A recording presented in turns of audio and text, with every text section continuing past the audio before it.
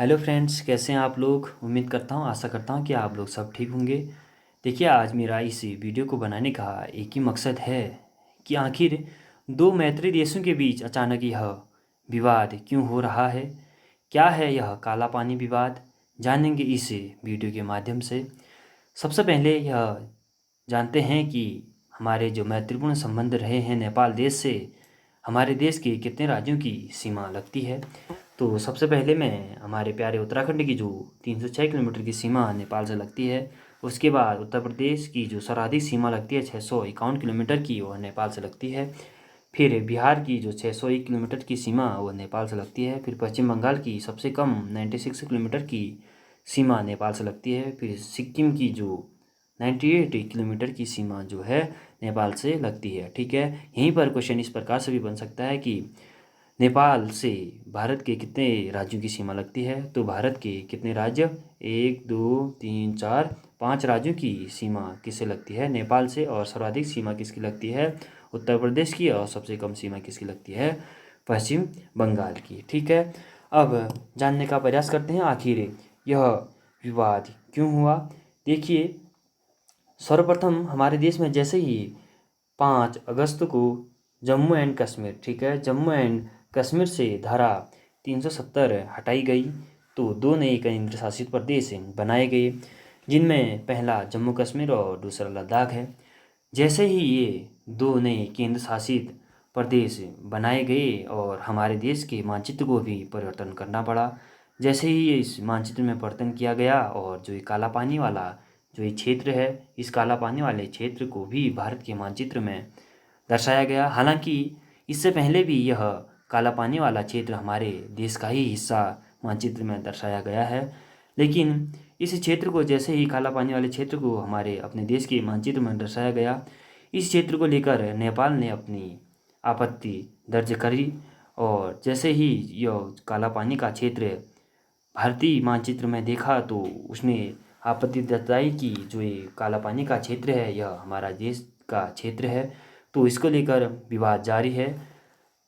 इसको जो काला पानी वाले क्षेत्र है, इस काला पानी वाले क्षेत्र का विशेष महत्व भी है, क्योंकि यहाँ पर जो ये 3 देशों की सीमा लगती है। पहला जो यहाँ भारत की सीमा लगती है, फिर नेपाल की सीमा लगती है, फिर चाइना की सीमा यहाँ पर लगती है। इसी कारण इसका महत्व और भी बढ़ जाता है।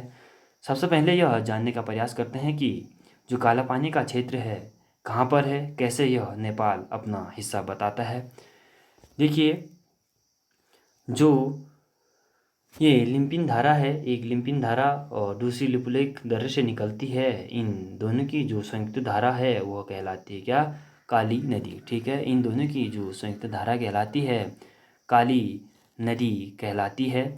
जो इन दोनों धाराएं हैं, इनके जो बीच का यह क्षेत्र है, यह लगभग 35 किलोमीटर क्षेत्रफल में फैला यह क्षेत्र क्या है, काला पानी है। ठीक है, तो काला पानी, लिम्पिन धारा और लिपुलेख दर्रे से निकलने वाली धाराओं की संयुक्त धाराओं के बीच का जो क्षेत्र है वो कौन सा है, काला पानी है। ठीक है, अब नेपाल का मानना है कि जो ब्रिटिश भारत और नेपाल के बीच जो संगोली की संधि हुई थी, ठीक है, ब्रिटिश भारत और नेपाल के बीच किसकी संधि, संगोली की जो संधि हुई थी, उस संधि के तहत जो लिम्पिन धारा, ठीक है, जो यह लिम्पिन धारा है, इसके पश्चिम का क्षेत्र भारत का और इससे पूर्वी का क्षेत्र किसका है, नेपाल का है। ठीक है, इससे पूर्वी का भाग क्या किसका है, नेपाल का है। इसके तहत नेपाल का दावा है कि जो यह लिपुलेख वाला क्षेत्र है, ये पूरा ही क्षेत्र किसका है, नेपाल का।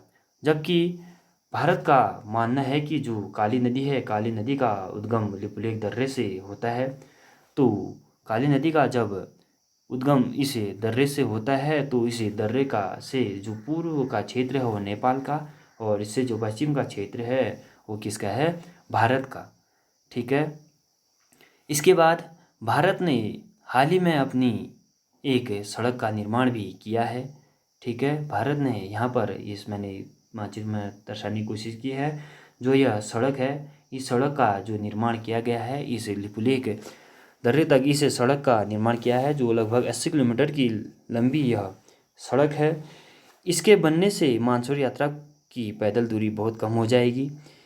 इस लिपुलेख क्षेत्र को भी विवाद माना जा रहा है। देखिए, जो एक चीज़ मैं और बता दूं, जो लिपुलेख दर्रे है, लिपुलेख दर्रे से हमारी मानसरोवर यात्रा चलती है।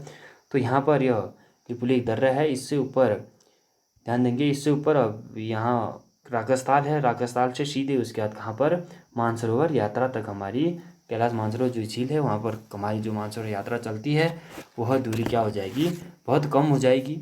ठीक है, यह सड़क जो काला पानी क्षेत्र में ही बनी है, जिसके कारण नेपाल इसे को भी विवाद का क्षेत्र मान रहा है।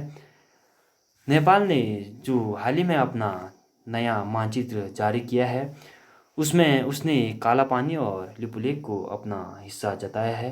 देखिए, जो ये काला पानी है और ये लिपुलेख को, इसको किसका हिस्सा जताया है, दिखाया है, अपना हिस्सा बताया है। इसको लेकर भारत ने भी आपत्ति जताई है। बहरहाल जो भी स्थिति है, इस स्थिति से दोनों देशों को निपटना चाहिए और अपने जो महत्वपूर्ण संबंध थे उन्हें पुनः स्थापित करने चाहिए। और उम्मीद करता हूँ कि आपको यह काला पानी विवाद और यह लिपुलेख दर्रा वाला विवाद समझ में आया होगा। और अगर यह वीडियो आप लोगों को समझ में आई तो अपने साथियों तक भी ज़रूर शेयर कर दीजिएगा। अपने घर पर रहें, स्वस्थ रहें, मस्त रहें। धन्यवाद।